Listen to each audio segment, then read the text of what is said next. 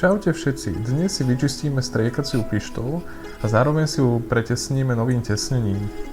Náhradné tesnenia sa dajú kúpiť v každom obchode pre striekaciu techniku. Najskôr si rozoberieme celú striekaciu pištoľ, ale veľmi opatrne, pretože niektoré jej časti sú veľmi krehké. Veľký ohľad brať treba hlavne na trysku a ihlu.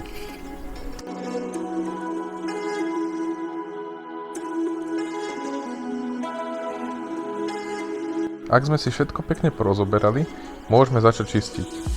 Ja na čistenie striekacej pištole používam čistič nástrojov od Gunze.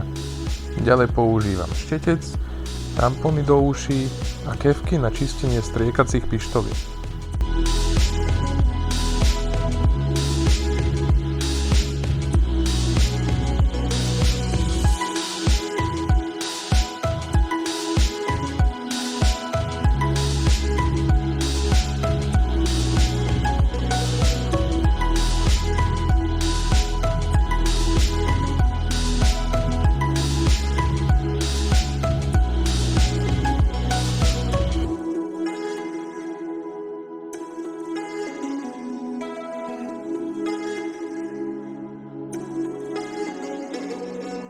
Pri vymieňaní tesnení si dávajte pozor, aby ste nepoškodili nejaké druhé časti striekacej pištole.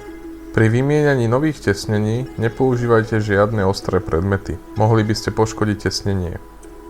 Pri výmene tesnení používam ešte mazací olej. Tesnenie tak lepšie tesní a menej sa namáha.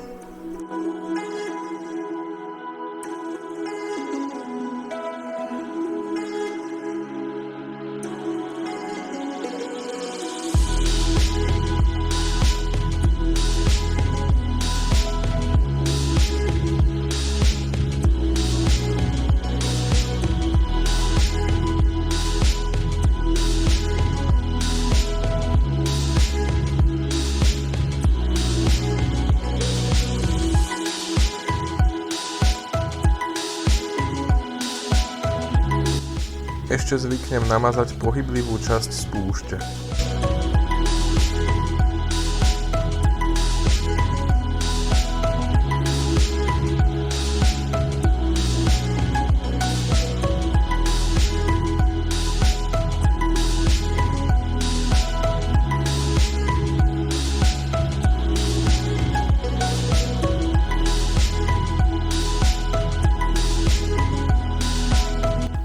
Tak, to by bolo na dnes všetko.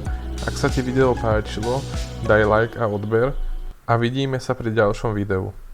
Čaute!